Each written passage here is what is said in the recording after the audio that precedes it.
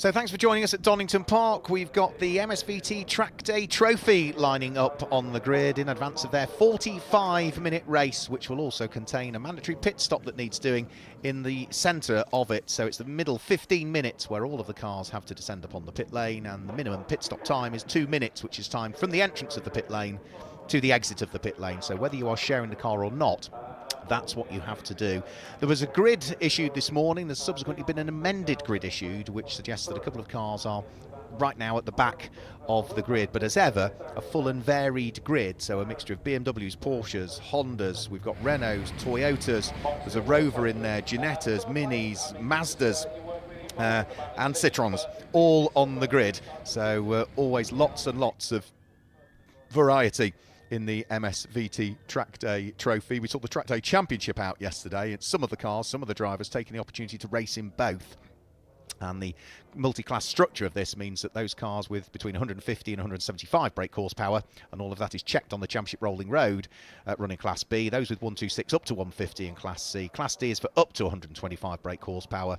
And if you are given permission by the organisers, you can also run in the guest class should you wish. So we end up with a raft of different single drivers, double drivers, and you can see just the different shapes, sizes, colours and manufacturers that are represented there on what is a busy old grid. 34 cars having qualified this morning. Now, we don't know that many start drivers, so we are sort of second guessing in terms of some of the start drivers. I know that on the second row of the grid, Nicole Drought is starting the number 70 Honda Civic, who very kindly has brought up some of her team a bottle of Grace O'Malley whiskey to the commentary box, which will go down well. But let's guide you through the grid then, as they head off on the formation lap. This is based on the times that they set over the course of qualifying this morning, and on pole position it's Michael Rawlings that qualified on pole position, and it's the Colin Tester and James Rowling car that lines up alongside. Row 2 of the grid is Paul McHugh, and we know that number 70 is going to be started, the Honda, by Nicole Drought. The third row of the grid, on the inside of the third row, it is the Jack Wright and Matt Allett Porsche, and that lines up alongside the number 41 David Zakchevsky BMW. And then as we move on to the next row of the grid, it will be the car of 37, which is Jeremy Evans and Phil Hart, alongside number 88, which is Damien Szybczalski.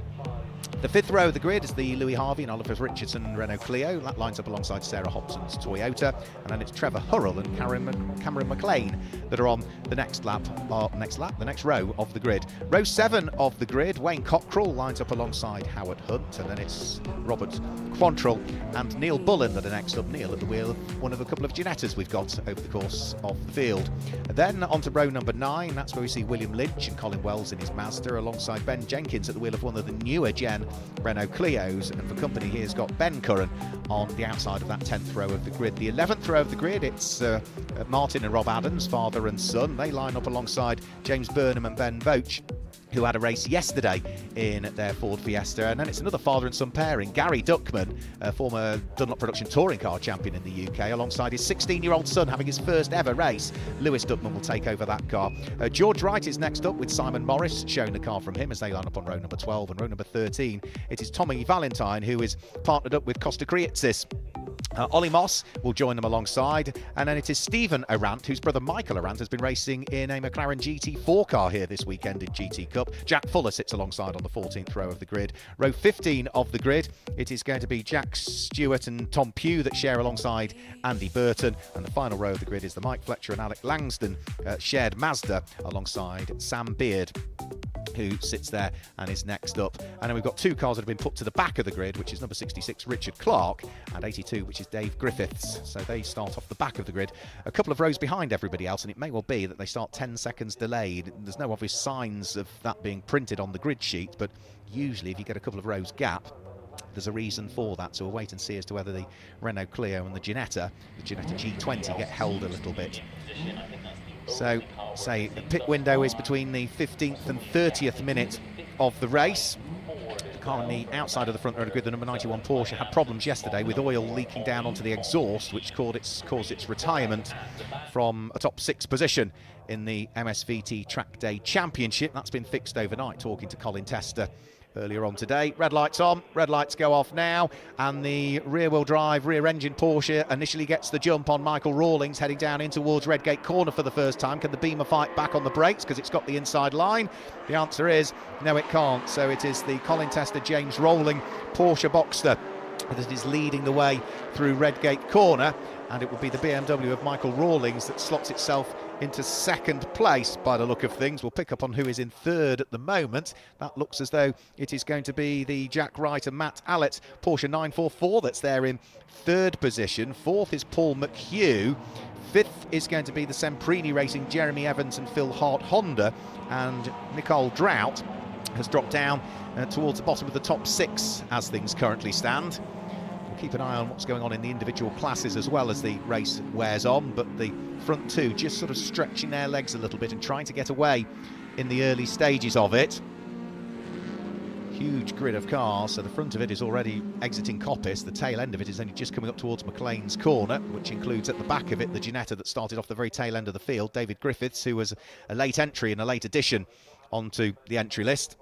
But it's Porsche from Beamer from Porsche, Boxster from 3 Series from 944 for the lead of the race. And it's the Hondas that are doing battle next, the 2 Civics together as well, so that will be Jeremy Evans and Phil Hart's blue Honda Civic Type R fighting away with the number 70 car of Nicole Drought, and now be squabbling over, I think, what will be 6th and 7th places. Yeah, here they come, the blue car on the inside line going in towards Redgate, Nicole Drought on the outside line. Nicole, who is from Tipperary and is one of Ireland's top female racing drivers, has done a chunk of things over the years as well, so it's not just circuit racing, she's done rallying and rallycross and other things as well, auto testing, but she's sitting there behind the Semprini Racing Honda, and right behind her is the Pro-Am Renault Clio by the look of things that had an outing yesterday. That will be Louis Harvey and Oliver Richardson's Renault Clio. Somebody very slow coming out of Redgate Corner there, but front of the field, squabbles going on everywhere. Now this is right towards the sharp end. This is the car of Paul McHugh that you could see there, the Honda Civic. Right behind him was David Zakchevsky's BMW. Zakchevsky in the Dub Shack liveried car, who again has been racing in the MSVT Trackday Trophy for a good number of years now. So the newer shape Honda having a battle with the BMW, the 2 slightly older shape Honda Civics sitting behind. But at the moment it's still just about Paul McHugh that hangs on to 4th position, and David Zakchevsky still sitting there in 5th place at the wheel of the Beamer. In a straight line, can he do anything about it? No, I don't think he can. And in the background, looks like Nicole Drought is weaving around with her lights ablaze at the wheel of her Honda, trying to put the Jeremy Evans and Phil Hart car under pressure. She's diving for the inside line in towards Redgate Corner. There could be a swap there. Have to wait and see as to whether she made that stick or not. We also need to keep an eye on what's going on in the classes. It looks like she's just about made it stick. Semprini Racing are not giving up though. And finally, yep, Jeremy Evans and Phil Hart's car just about hangs on to the place. So they still remain in 6th position. And despite the very best efforts of Nicole Drought, she's there in 7th place once more. And you've got, say, the Pro-Am Racing Renault Clio sitting behind, which is the number 12 car of Louis Harvey and Oliver Richardson. That's poised and ready to pounce should the Hondas hold each other up too much further. And then just off that is going to be Trevor Hurrell at the wheel of his Honda Civic Type R. It does seem as though Hondas and Renaults are very popular in this, and that's a problem. That's a number 25 car that's grinding to a halt. So that's the Green Star Racing Ford Fiesta that James Burnham shares with Ben Vos. That's, I'm afraid, ground to a halt, and in the background of the shot someone else is destined for the pit lane as well. Can't quite tell who that was that came into the pit lane there, but for the lead of the race I think it's the number 4 Renault Clio that came into the pit lane, which will be Ollie Moss if that's the case. Car that's out front leading the way, just the way it's driving, I would say it's probably Colin Tester that started behind the wheel of that, and James Rowling scheduled to take over. That's just me trying to look at the body language of the car and work out as to who it is. Colin Tester I think I'm going to go for that one, because it just looks as though Colin, who's got a lot of experience in this car, is driving it exactly as you would expect him to. Whereas for James Rowling, less experience in the Porsche. Yeah, confirmation it was the number 4 car that came into the pit lane, so Ollie Moss into the pit lane. Pit window won't open yet. Another 5 minutes before the pit window, another 10 minutes before the pit window opens. So this is an unscheduled pit stop for some sort of mechanical issue. So he, by the look of things, is going to be out of the race. Right, we've had a shuffle, haven't we, on that lap? Because all of a sudden, David Zachewski has managed to go through into 4th place. That's through and ahead of the number 39 newer shaped Paul McHugh Honda Civic, which is now dropping into the clutches of the older shaped cars. Elsewhere down through the order, we've got the likes of the MG as well. That's Howard Hunt at the wheel of his, or Rover 45, I ought to say, to be absolutely correct. And then just behind that is number 80, which is going to be Gary Duckman. Now, we've still got the battle of the 2 Honda Civic Type Rs going on. The blue and green Semprini racing car still coming under pressure from the Motion Motorsport car of Nicole Drought.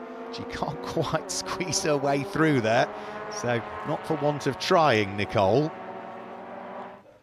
who we've seen in the past claim wins in the likes of Enduro KA. She finished 2nd overall in one of the Trackday Trophy races, Trackday Championship races last year.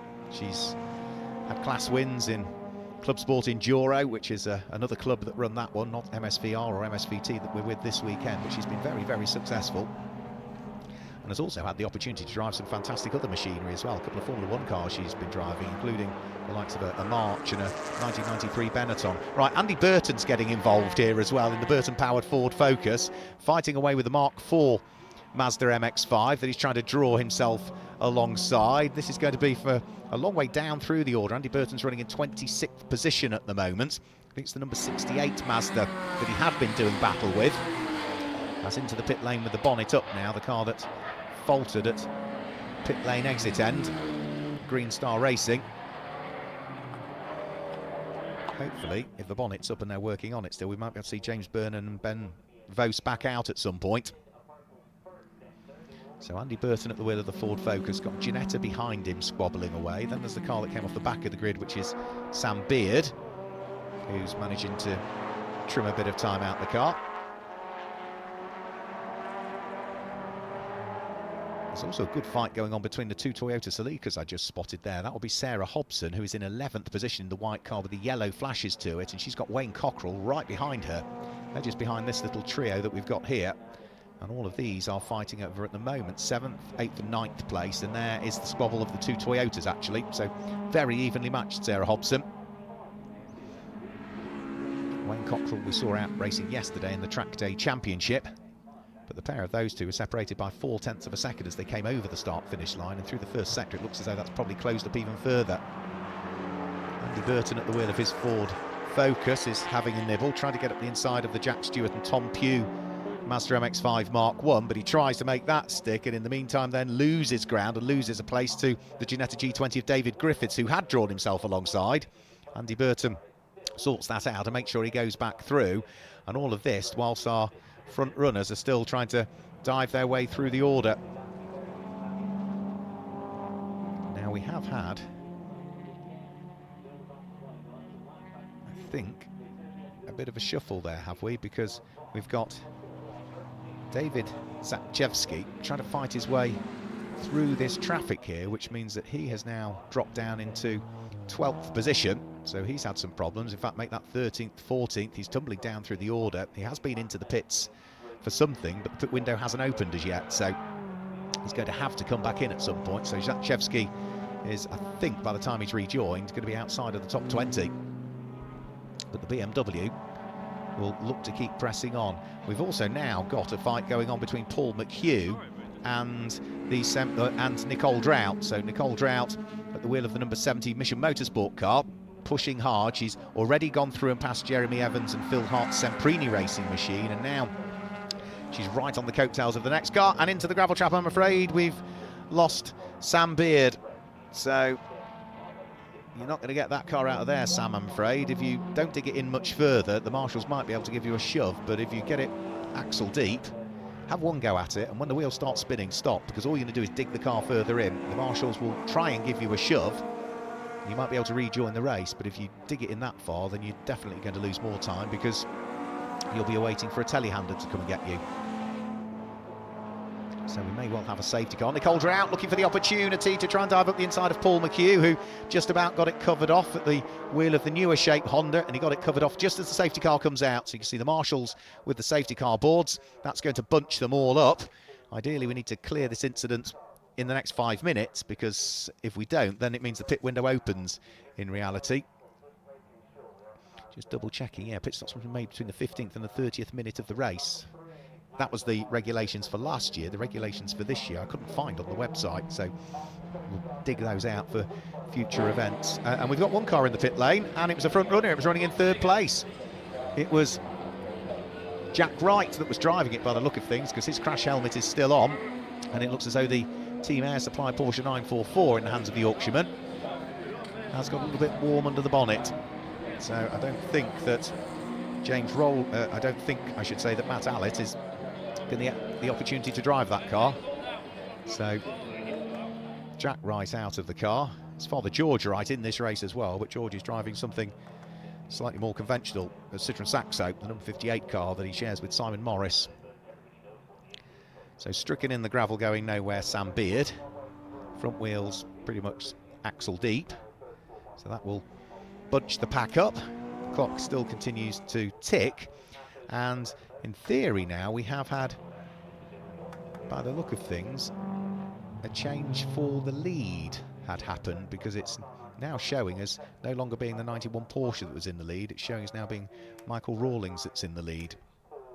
But I think that was probably just as they came over the start-finish line, as the safety car boards were coming out, and therefore the positions have been adjusted again to suit, as one driver maybe reacted to the safety car coming out quicker than the other. But where has that BMW gone? Did Michael Rawlings have a problem? Because you would expect him to be right where the Porsche is of Colin Tester and James Rowling. There it is, right, okay, so there it is there. But why is he down there, is the big question.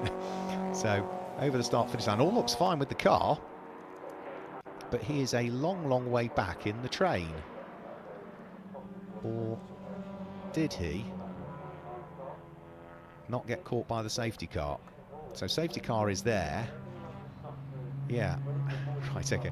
So the BMW is, I think the safety car didn't quite get out in time, or Michael Rawlings has gone past the safety car. I don't know, but it looks as though he's almost at the back of the safety car queue, when arguably he ought to be at the front of the safety car queue. So they might have to wave everybody by. And I was talking about, you know, if you spin and go into the gravel, try getting out the gravel once, but then leave it, otherwise you just dig yourself deeper. If that Ford Fiesta had have been just sitting on the top of the gravel, the marshals might have been able to push it out, because it looks like the rear wheels of it are almost on the tarmac. But because Sam Beard had several attempts at trying to get it out, the marshals can't even attempt to push it too deep into the gravel now, so the telehandler has to come out, which means that you lose even more time whilst you're sitting in the gravel, and even more time is lost for everybody else whilst they sit behind the safety car. So telehandler attached, Ford Fiesta being dragged out, which I would imagine is one of the Ford Fiestas that harks back to the Fiesta Challenge that we used to have within the UK, which was always a support package to the British Touring Car Championship, and the likes of Colin Turkington and Gordon Shedden, amongst others, were very successful back in the 1990s and turn of the millennium. So the car that's behind the safety car is showing as being second in the race, which is the Colin Tester and James Rowling car. The car that is leading is right at the back of the shop, the yellow BMW, only just coming over the start-finish line now. So this might take a little bit of sorting out by race control, and the problem is we're a minute away from the pit window opening. So how they're going to sort this out before the pit window, I don't know. And then, of course, if we are still safety car when the pit window opens, everybody will come into the pits anyway, and the order that they come out of the pits will change dramatically.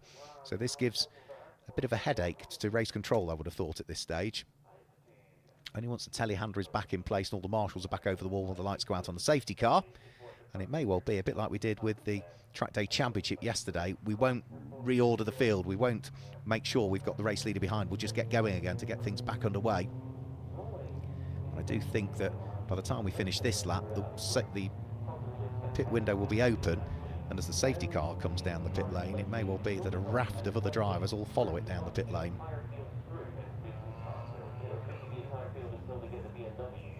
So the BMW, the yellow BMW, right at the back of the shot, just coming through now, is the race leader and is pretty much a full lap ahead of everybody else.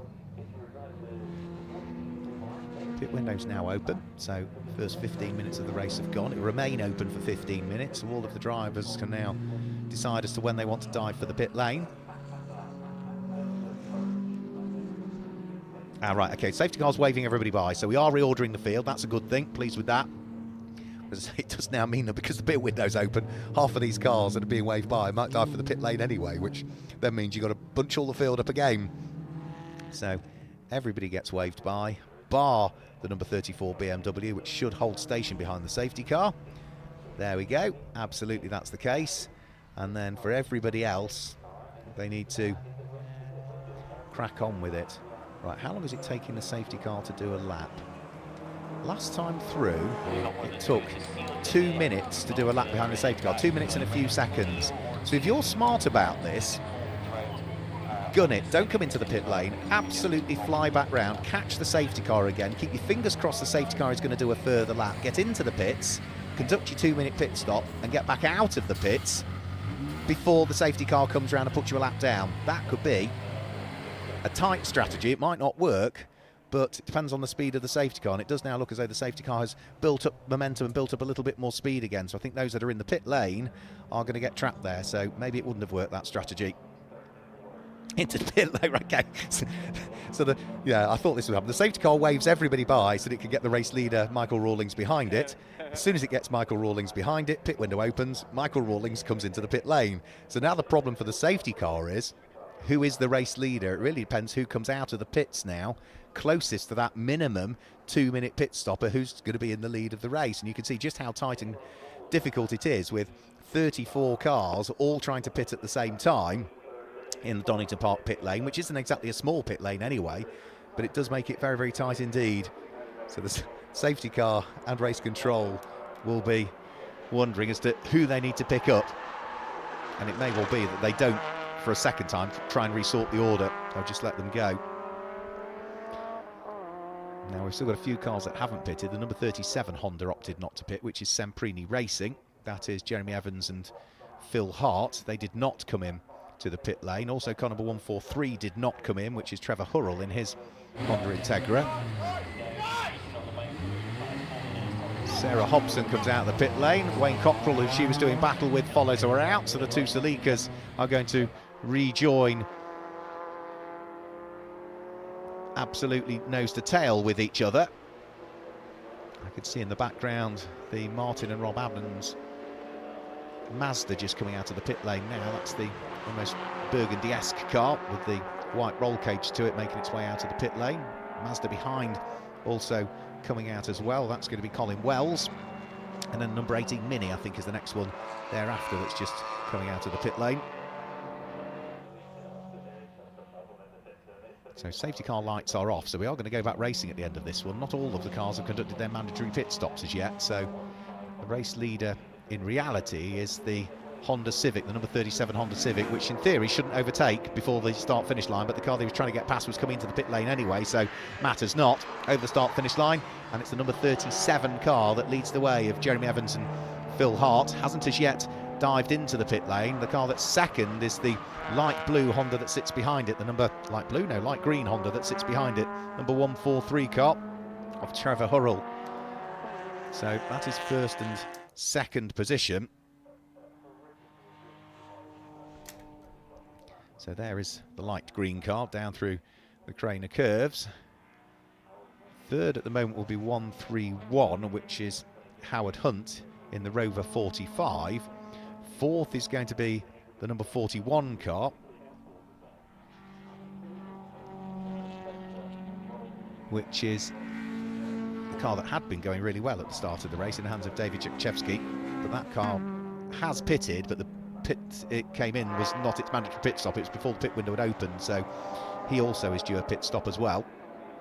And then we'll wait and see as to what everything else looks like, because the safety car coming out just as the window opened has change the whole complexion of the race at this stage. So in theory, I think by the time we've cycled through it all, the car that should be leading the race may well be Michael Rawlings still, from the Porsche of Colin Tester stroke James Rowling.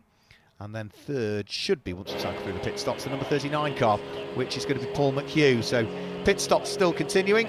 This car that's in the pit lane now is the number 55 car, which Tommy Valentine shares with Costa Krietsis. Tommy Valentine, Costa Krietsis have also both competed in the Enduro KA category, which will have a race here at Donington Park, another championship that's organised by, or series that's organised by MSVT. So Tommy leaves the pit lane, or Costa leaves the pit lane. We don't know the starting drivers, and rejoin. Out on circuit, the battles continue as well. So Ben Jenkins at the wheel of his newer gen Renault Clio, fighting away with the Hills Motorsport Ginetta G20 there by the look of, or Ginetta G40 by the look of things, which will be Neil Bullen. Both trying to work their way through and past Robert Quantrill's Renault Clio. Robert Quantrill in the meantime coming under pressure from William Lynch in the Mini. Then it's Colin Wells that's next up, followed by the Adams family Mazda MX-5. So the Rover is in.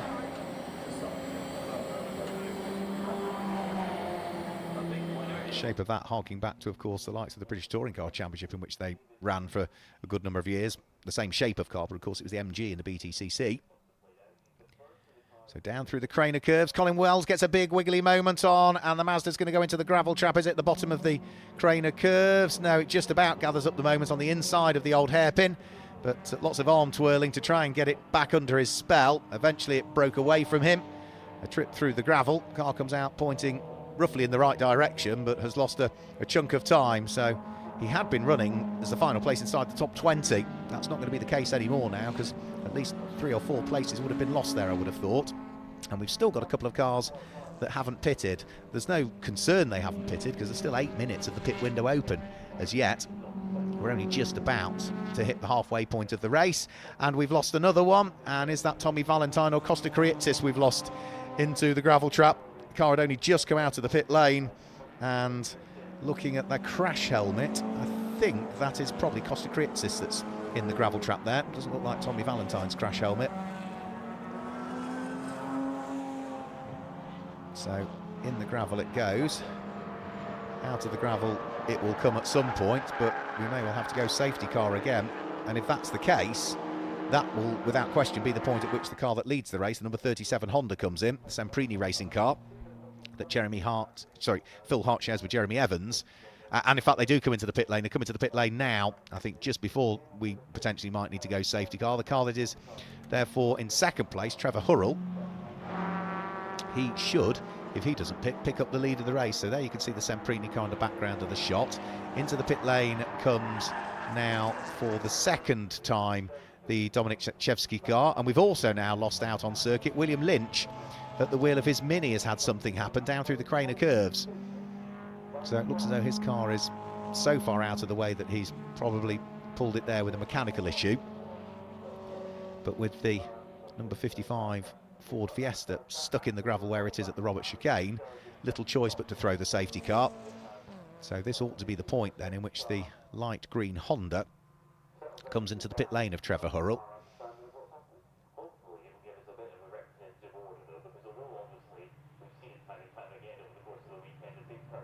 And I think once we've got Trevor Hurrell in the pit lane, that's everybody that we've cycled through, because say Semprini Racing came in, Jeremy Evans and Phil Hart's car.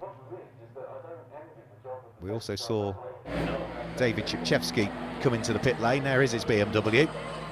So he's back into the pit lane. His second stop, because of course he lost lots of time earlier on.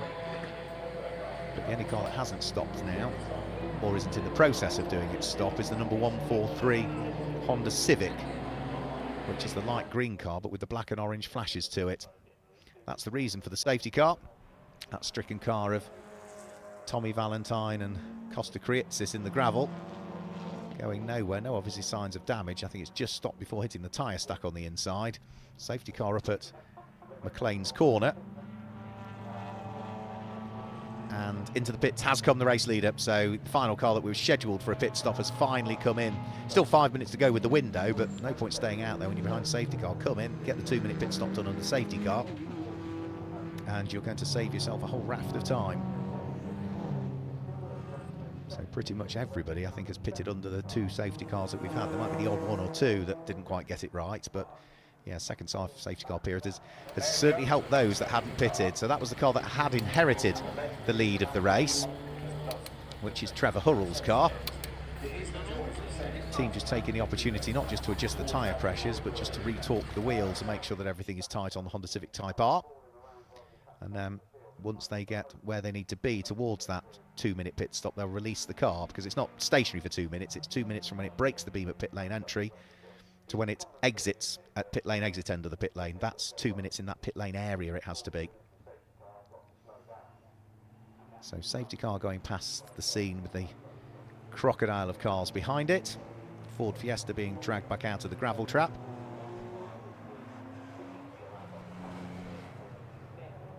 Hopefully that will get fired back up and rejoin the race. Now, all is not well with the BMW. Yeah, that's not a standard pit stop, is it, when you've got somebody, whether it be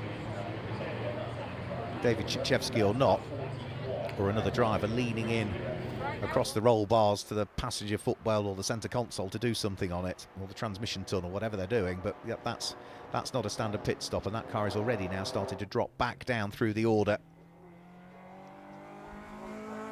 So we'll give you a full rundown of the order once the race gets back underway, because of course we've still got some cars that are only just in the process of concluding their pit stops. So next time when they come over the start-finish line, it will give us a better indication as to who is where. In theory, it ought to be Michael Rawlings in the number 34 BMW that retakes the lead of the race. But what the rest of it then looks like, I simply don't know. And one thing I could also tell you is that the number 91 Porsche has tumbled through the order. So that car that was in the hands, I'm sure it was Colin Tester to start with, who is well used to driving that car. James Rawlings has got less experience in it. That car is now lapping down in 12th position. We'll also pick up on the class leaders as well once we've had the cars over the start-finish line next time through, because I'm well aware I've not given you our respective class leaders in Class B, Class C and Class D. There is no Class A, if you're wondering, so it's just Classes B, Classes C and Classes D, which is all based on power to weight ratio. So Class B, the most powerful class, 151 to 175 brake horsepower per tonne. Class C, 126 to 150 brake horsepower per tonne. And Class D, up to 125 brake horsepower per tonne. Now the lights are still on the safety car, which suggests that we are not as yet quite clear to get the race back underway. We certainly haven't waved any cars by this time through to make sure we've got the race leader behind us. But as they come over the start-finish line on this lap, we'll get a better indication as to what the order looks like, because it may well have shuffled as a result of those late pit stops for others.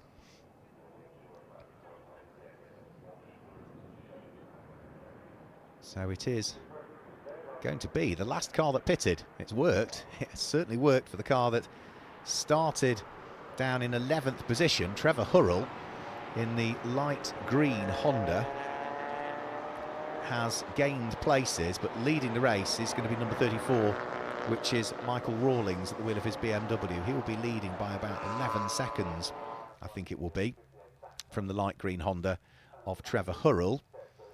Third will be the number 37 Semprini Racing Honda, which will be Jeremy Evans and Phil Hart. Fourth will be the number 70 car, now in the hands of Justin Roberts, Nicole Drought having done all of the hard work in the early stages. Fifth will be the number 39 Honda, which is going to be Paul McHugh, and completing the top 6 will now be the number 12 car, which will be Louis Harvey and Oliver Richardson with the Pro-Am Racing Honda Civic. As for the class leaders, leading the race overall and leading Class B is Michael Rawlings. Second place and leading Class C is going to be car number 143, which is Trevor Hurrell.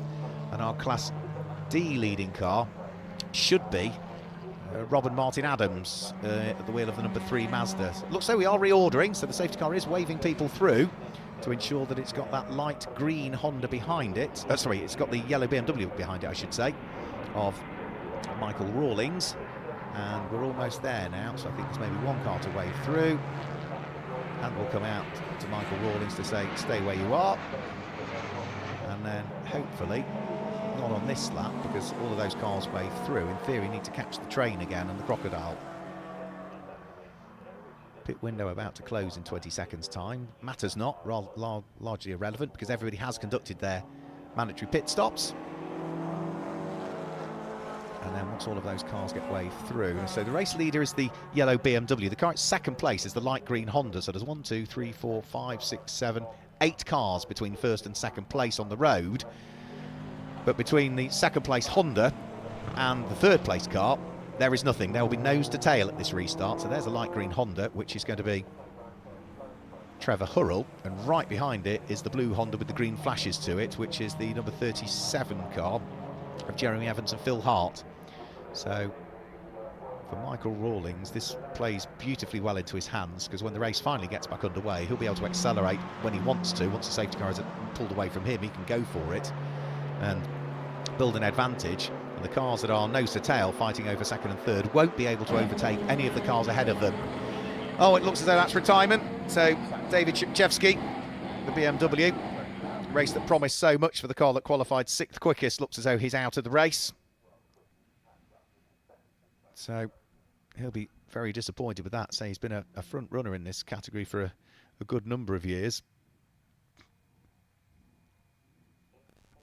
So safety car down at the old hairpin. We've had the best part of, I think at this stage, we're now up to, let's just have a quick look, how many laps have we had? We've had 11 laps of green, but we've had 7 laps now behind the safety car, and the total safety car period of time is up to 17 minutes now of safety car. We've had only 14 minutes of green flag racing, so we've had more safety car than we have green flag, unfortunately.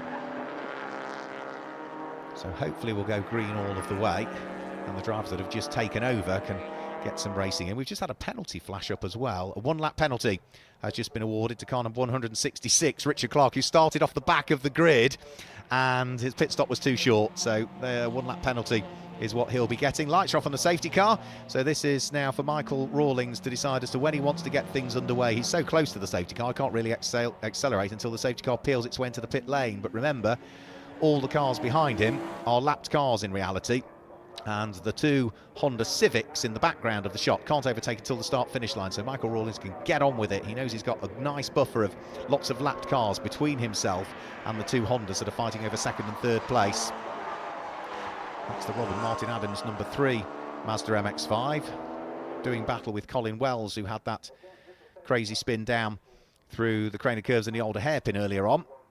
And that will be for position as well. That will be for the lead of Class D, those 2 cars. So despite the fact that Colin Wells had the spin, the lead of Class D being fought out between the 2 Mazda MX-5 Mark IIIs. There's the light green Honda, so that will be Trevor Hurrell. The rest of the field all threading their way over the start-finish line at the moment. So of course it's bunched everybody up again, so the squabbles can continue.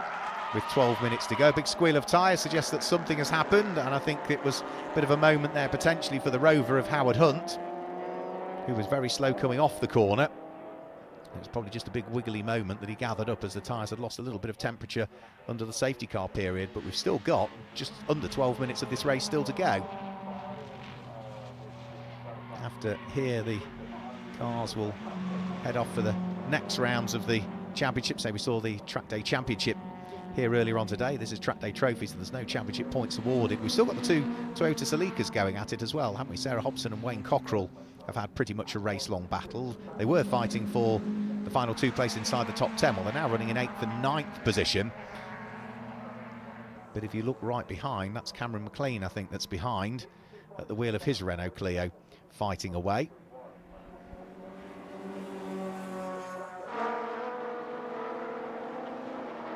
We've also got the Citroen Saxo heading towards us, which is the George Wright and Simon Morris shared number 58 car. And that will be fighting away with the number 83 Mazda, which is the Mark II Mazda. Is it Mark II? Yes, it does look like the Mark II, of Mike Fletcher and Alex Langdon. And they are fighting for position. That will be for 24th and 25th position. There's a few more cars that have been deemed as being too short on pit stops, as well as the number 25 Green Star Racing Ford Fiesta grinds to a halt on the exit of the Robert chicane. It's parked almost up towards the barriers, but ideally could do with being a little bit further along so they can get it even more out of harm's way. Other cars with too short of pit stops, I'm afraid. Number 63, the Ford Focus of Andy Burton, too short in the pit stops. And also the sister car to it in the team, which is the Tommy Valentine and Costa Kritzis car that brought about the second safety car period because it went in the gravel. That has also picked up a 1 lap penalty for being too short in the pit stops. Right, squabbles, all for position as well. Semprini Racing under pressure. Jeremy Evans and Phil Hart's older shape Honda Civic now coming under the cosh again from Paul McHugh at the wheel of the newer one. This will be for 4th and 5th position because Semprini Racing have already just lost 1 place to Justin Roberts at the wheel of the number 70 car that's gone through. So that now means that the number 70 car that Nicole Drought drove in the early stages of the race and is now in the hands of Justin Roberts is up into 3rd place overall. Jeremy Evans and Phil Hart's car down into 4th, but coming under pressure, as we say, from Paul McHugh, who's trying to work his way back through the order, and he's already done it. So the number 39 car, the newer shape Honda, goes through and is now able to start to put a bit of daylight between himself and the car that he's taken the position away from. James Rolling now, I think, behind the wheel of that Porsche. And it looks as though there's also Neil Bullen recovering from a spin at the wheel of the Hills Motorsport Ginetta G40.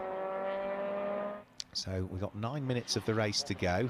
Ben Jenkins at the wheel of the Renault Clio is trying to keep at bay the car that he's just taken the place from, which will be the Ford Fiesta, the number 45 car. And that means that is place gain then for Ben Jenkins over Ben Curran. And they're now starting to get themselves amongst a bit of traffic that they need to work their way through and past, including that Citroën Saxo that is being shared by George Wright and Simon Morris, that's had to give second best to the Mazda that it was fighting with, which was the Mike Fletcher and Alec Langston car. So for the lead of the race, Mike Rawlings now leading by 9.6 seconds at the wheel of the number 34 BMW. But his last lap time was a 1 minute 25.1. Now, bearing in mind he was at the front of the queue when we got the race back underway, and therefore he shouldn't have too much traffic. That was a slow lap time from him. And the reason I'm picking up on it is because the car that was in second place, which is Justin Roberts, was 6 seconds a lap quicker, 1 minute 19.8. So was that a problem for the BMW? Is there a problem for the BMW? Because the number 70 Honda was substantively quicker on the last lap. All looks good with it as it comes down in towards the braking area for the Roberts chicane with 7.5 minutes remaining. The lead advantage has certainly been carved into over the course of that lap, and you can see in the background that Justin Roberts is on his way here. Does that, I don't think it sounds right, does it? It doesn't sound as crisp as it ought to do, that BMW now, and that was the best part of 10 seconds slower than its previous lap. There is a problem for the BMW, it's not firing on all cylinders, and through goes Justin Roberts to pick up the lead of the race. So I think Michael Rawlings is just trying to limp the car towards the checkered flag, but just sounds so flat, that car. It doesn't sound like a 6-cylinder engine as it's coming past you. It sounds as though it's probably down onto 3 or 4 cylinders at very best. So a change for the lead, and it's now Justin Roberts and Nicole Drought in their Honda that pick up the lead. Nicole having started, Justin having taken over the car in the mandatory pit stop window. And they are simply going to disappear up the road. Now, second place very shortly ought to go in the direction of Trevor Hurrell in the light green Honda. So there goes the race leader. Where's the BMW? Is it still in second? No, it's not. It's dropped down into third. It's going to drop into fourth. It's going to drop into fifth by the look of things, because through has gone already Trevor Hurrell. Then the Jeremy Evans and Phil Hart car has gone through, and also Pro-Am Racing's Honda Civic of Louis Harvey and Oliver Richardson has gone through. So he was leading at the start of this lap. He's as a bare minimum down into fifth, and it could be sixth potentially on the road at least, because the number 166 car, I think, of Richard Clark should be able to weave his way through and ahead of the Beamer, and already has done. But Richard Clark in sixth place has got a 1 lap penalty that will get added at the end of this race. So whilst another car has on the road put him down a position, the car that's just gone through we know is going to be handed a penalty. So a good little fight going on for second, third and fourth at the moment.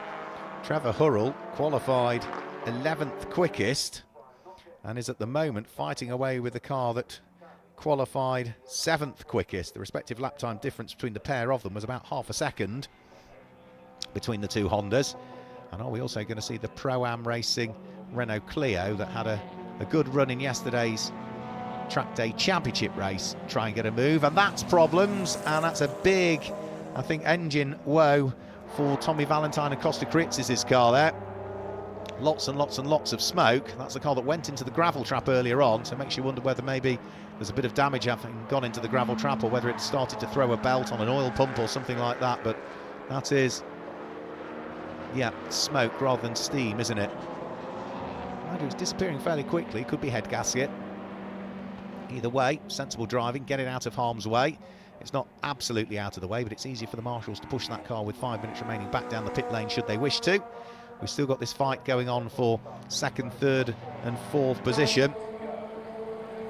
We've also got in the pit lane, that looks like Robert Quantrill's car, number 199, I think that will be. Yeah, I can see the number. Confirms that Robert Quantrill has brought the Renault Clio into the pits, and that will be into retirement with 5 minutes to go. Whilst out front, Justin Roberts is comfortably leading the race. Right now, this is Sarah Hobson fighting away in 7th position to try and keep Cameron McLean behind her. So she'll be hugely keen to try and keep that position going.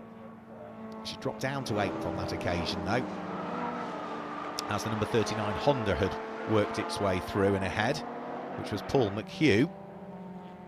And also off the circuit up at Coppitt's Corner and rejoining, that's the number 83 Mazda by the look of the colour of it, Mike Fletcher and Alec Langston's car.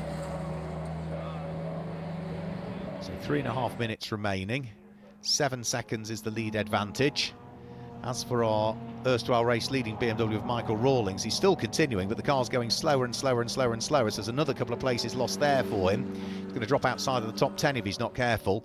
So the lap times he's doing now are 1 minute 40s, so that is 22 seconds slower than his fastest lap of the race so far. So the problem is only getting worse because he can't even maintain the pace he was doing earlier on. And now it's almost ground to a halt by the look of things. In the background of the shot up at McLean's Corner at the apex, the BMW had almost ground to a total halt at that part of the circuit. And in fact it has, yep, so it has ground to a halt. And he was trying to limp it round, but you can see the telltale signs coming out of the exhaust there that the Beamer was not going to have it. And it's parked on the inside at McLean's Corner.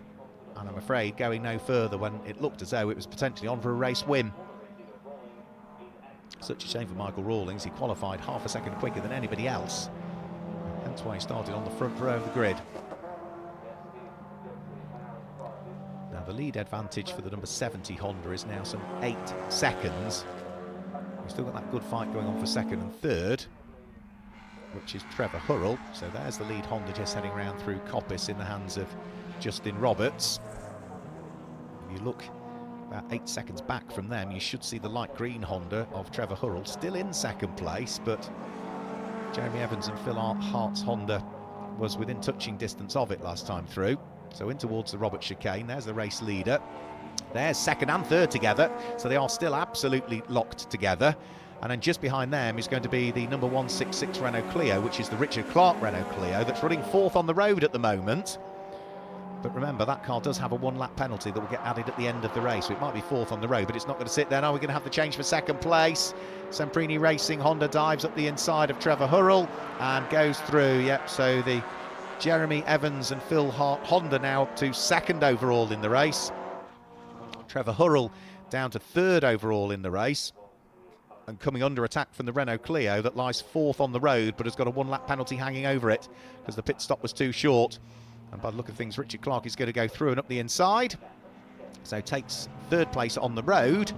But if he doesn't already know, he's likely to be disappointed at the end of this race, because by the time you add a lap to where he is, he's probably just about going to cling on to a place inside the top 10, top 12, top 15, something like that.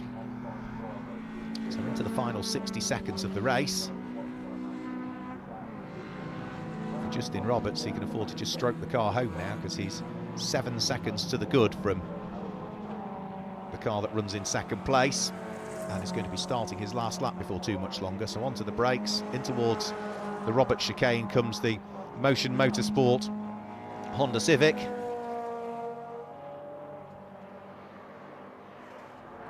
had a race in the Trackday Championship yesterday, and for Justin Roberts and Nicole Drought, who is the finance manager at Mondello Park in Ireland, does look as though they are on for a win in this one, because they're just a lap away from the first victory of the season in the MSVT Trackday Trophy. And for a car that had been up there in the early stages, the Porsche there is about to be placed a lap down by the second place car of Jeremy Evans and Phil Hart. I also see the Porsche 944 is back out. We saw that in the pit lane. Lots of smoke, didn't we, coming from the bonnet of it earlier on. When it was in the hands of Jack Wright, it should now be in the hands of Matt Orlett. And also into the pit lane, did I see there coming out the number 12 car on an outlap? Yes, so that's the Pro-Am racing car that I wasn't aware had got any sort of penalty hanging over it, but it came into the pit lane. Louis Harvey and Ollie Richardson sharing that car. It has rejoined, but will have rejoined further down through the order than it would have wished. So it's going to be down in something like, well, it's behind Ben McLean, which means that it is going to be down in 8th position at the moment, but could still get inside the top 6. So if it can get past the Clio and get past the Toyota that lie ahead, it could be on for a top 6. But I do know that on for a win is Justin Roberts and Nicole Drought as the Motion Motorsport Honda Civic comes out of the Roberts chicane over the start-finish line. They claim the first win of the season in the MSVT Trackday Championship. They'll be hugely pleased with that. The stint that both of them put in. It's a Honda 1-2 as well, because it's going to be Jeremy Evans and Phil Hart that finish in second place. And just to complete that, the podium is going to be all Honda Civic, because it is now over the start-finish line. Trevor Hurrell that finishes in 3rd place in the light green car. He looks rather chuffed with that, doesn't he, having started 11th on the grid, but timed that pit stop to perfection. Right the way through the gravel trap. Right, an arm waving and gesticulation going on there. Cameron McLean rejoins the circuit, but it has been passed on the road by the Louis Harvey and Oliver Richardson Renault Clio. So that would have been for 6th and 7th place. But that was an interesting race, with the pit stop occurring for most of the cars whilst we were under safety car.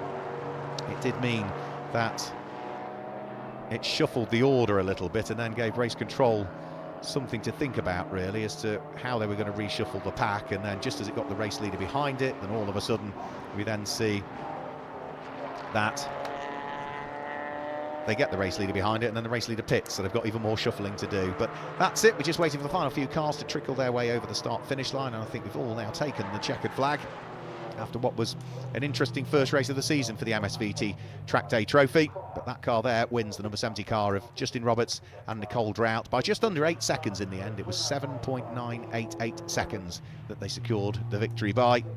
And of course, there's no championship points that go with that, because the MSVT Trackday Trophy is simply a series of races. There are no championship points that we need to worry about. It's just standalone races that occur all of the time.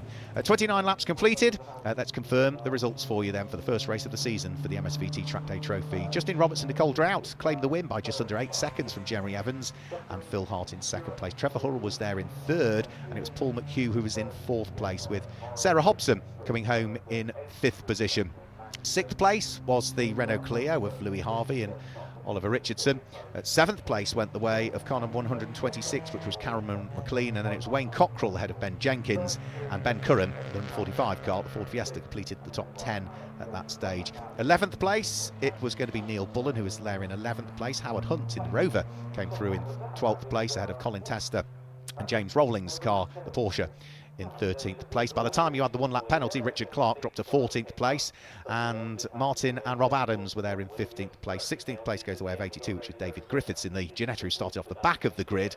Colin Wells was there in 17th place. 18th place was Arant, who finished in 18th place, and then it was Lewis Duckman having his first ever race, the 16-year-old, with his dad Gary Duckman, that were there in 19th place, and the pairing of Stewart and Pugh completed the top 20. You can see all the rest of the cars that finished just outside of the top 20, and that does include those that had problems, the likes of in 28th place, Tommy Valentine and Costa Kriitsis had their problems. We also saw the problems for David Jachewski at the wheel of his BMW, and we also lost out on circuit the number 18 Mini of William Lynch, and others even earlier in the race, including, of course, Ollie Moss at the wheel of his Renault Clio, who's the first to retire in the first race of the season. So that's it. We are done for the moment with the MSV Trackday Championship. So we'll say goodbye to you from Donington Park. Thanks for joining us, and we'll catch you next time. Goodbye.